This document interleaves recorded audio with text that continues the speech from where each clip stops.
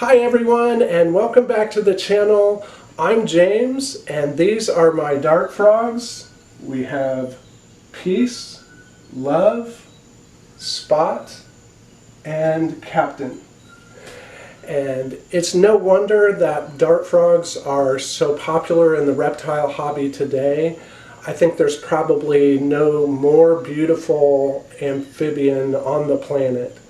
And dart frogs come in so many different colors and types, and at the same time I would not necessarily recommend dart frogs as a beginner.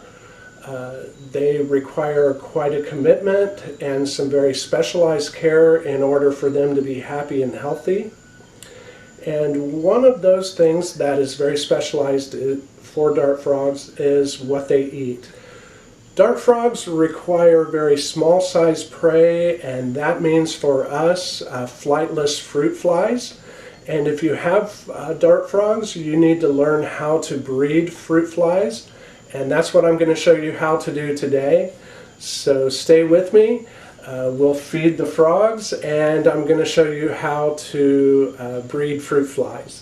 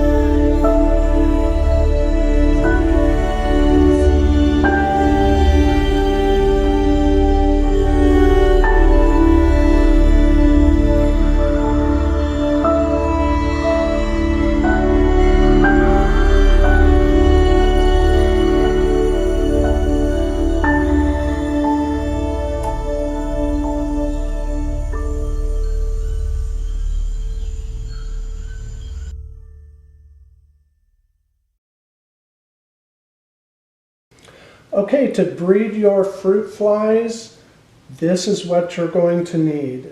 You're going to need your fruit fly media. You're going to need this stuff, which is called Excelsior. It is a woody, stemmy kind of something.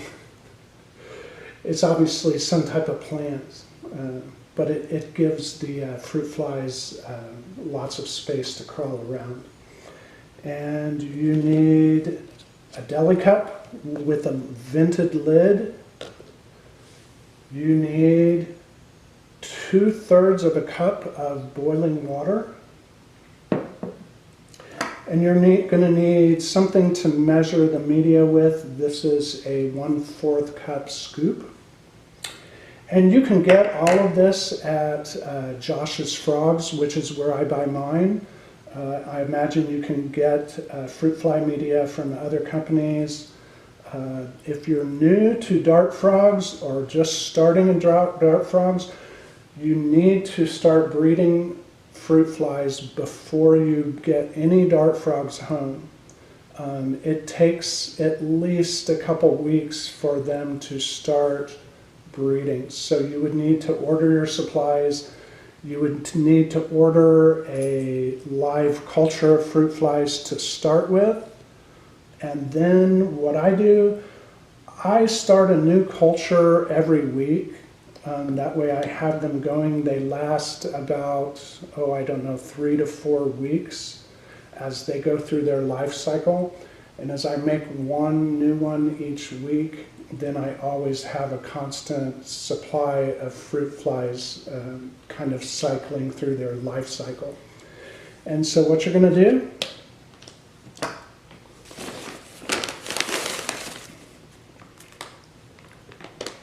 you're going to put exactly 1/2 cup of this fruit fly media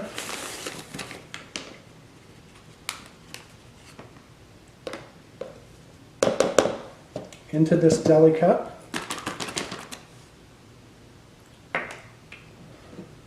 You have 2/3 cup of boiling water. And you're just going to pour that on top of this media.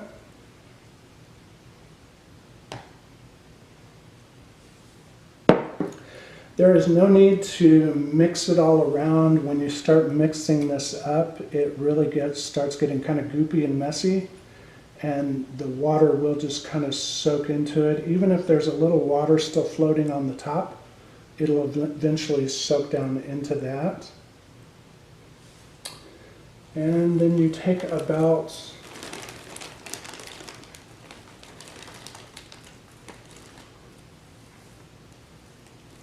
I will warn you, this stuff gets messy, but you take about a softball-sized ball of this Excelsior and just stick it into the cup.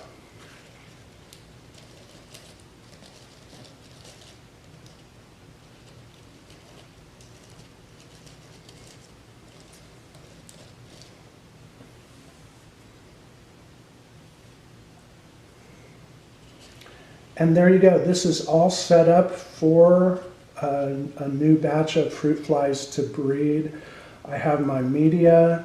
I put in the boiling water. I put in my Excelsior. And before I put any flies in here, I have to make sure I let this sit for at least a couple hours. That boiling water would kill the flies. So I need to wait until it cools off completely. So whenever I make my flies, I kind of have to do this ahead of time and set it aside and then come back later after it's cooled off to add the flies. And when this is cooled off, I'll come back and show you that. Okay, and like I said, I start a fresh culture of fruit flies every week. And for me, that is enough to have plenty of flies at all times. It's probably more than I need, but at the same time, I don't want anything to happen where I would not have fruit flies available to feed my dart frogs. And what I want to show you here is as you make new cultures, you could put the date on them. I don't do that anymore. But on the shelf where I keep these, I put them in a row in order of newest to oldest. And to give you an example of what that will look like, this is a culture that I started last week. So this is the newest one. There are flies in there. They're eating this media. I'm sure they have already been mating, although I don't see any maggots yet. They probably have laid eggs, or there are just very tiny maggots in there. And this one is 2 weeks old, and you can see that there are pupa from the maggots. There's a stray fruit fly right there. You can see that there are pupa from the maggots that are stuck to the side of the cup, right there and there. I don't know how well you can see it. I'll try to get a close-up shot. You can see these tiny little fruit fly maggots, and even just a small number of fruit flies in here start breeding. They're going to make just hundreds and hundreds and hundreds of new fruit flies. And then this is an example of, this is the oldest culture I have. Still some fruit flies in there, but you can see it's kind of rotten. At a certain point, you will open this up and it will smell bad. I do reuse these cups, and so after these cultures have kind of run their course, you'll know because there just aren't any fruit flies anymore. I just dump this out. I wash it really good with some really hot, really soapy water, and then I can just keep using the same cups. I don't have to keep getting new cups. And to give you a closer look, here you can see the 1 week old culture, and there are flies just kind of crawling around everywhere. they're doing their mating thing. And here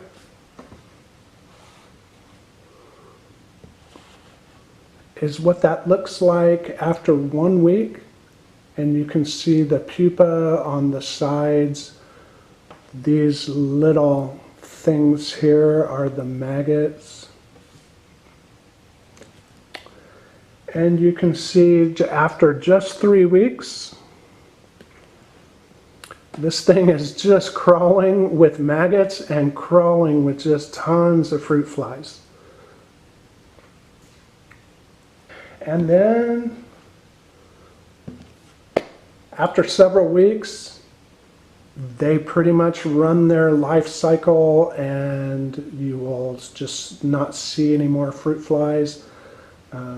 When I make a new culture, I try not to take them out of the oldest ones. I would probably use something like this 3-week-old one to make a new culture of flies.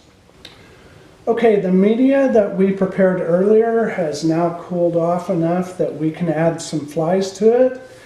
And this is a little bit tricky if you don't want to get fruit flies all over your house. One thing I have found is that when I take fruit flies straight from a deli cup into another deli cup, they end up spilling around over the sides.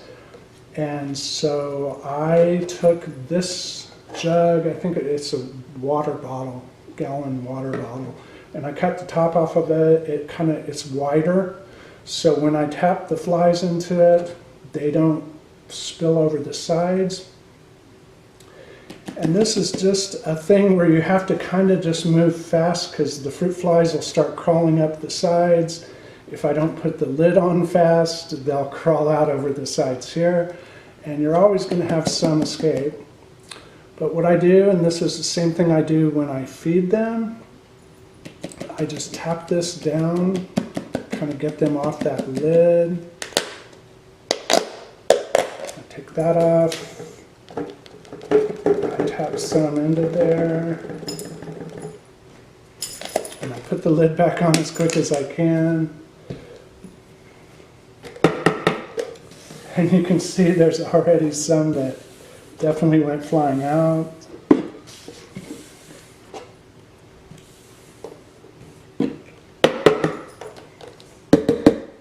Okay, and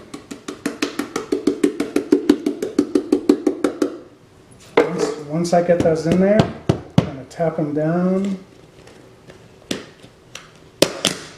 and put the lid on it. And it's ready to go. I definitely try to make sure that I get these lids on there securely, because if you don't, you're going to eventually have a room full of fruit flies.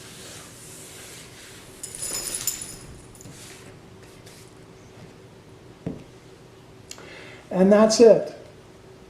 This culture of fruit flies in about 2 or 3 weeks will look like this and just be thousands of fruit flies.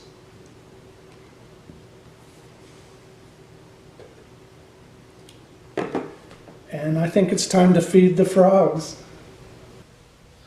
So to prepare the fruit flies for feeding, all we need to do is get them in the deli cup and dust them with calcium.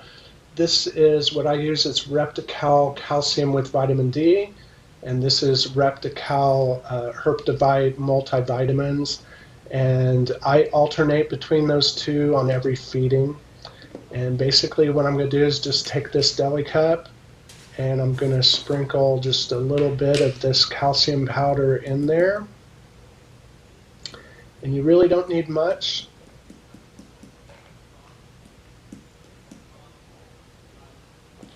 I've done this enough times to kind of know how much is enough without getting a lot of calcium all over the vivarium.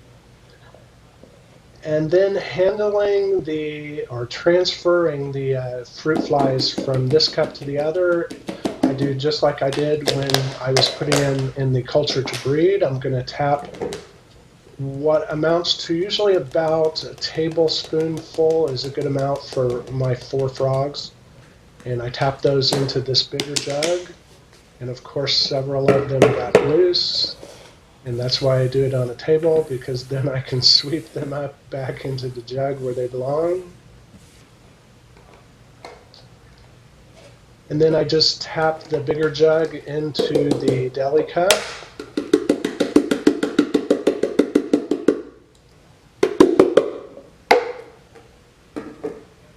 Then I just swirl them around in there so that they get covered with the calcium powder.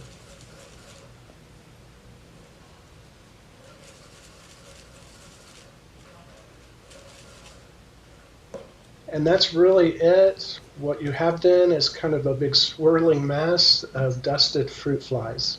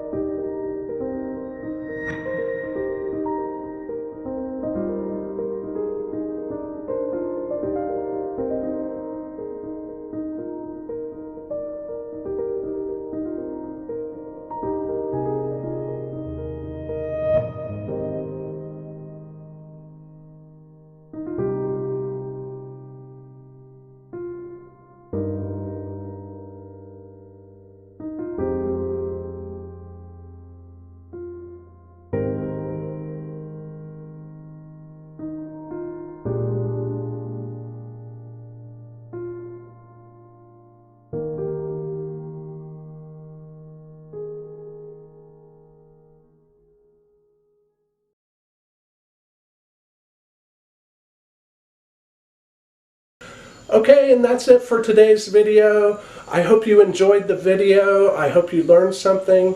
If you did, do me a favor and hit the like and subscribe button. If you'd like to be notified when new videos are available, just ring the notification bell.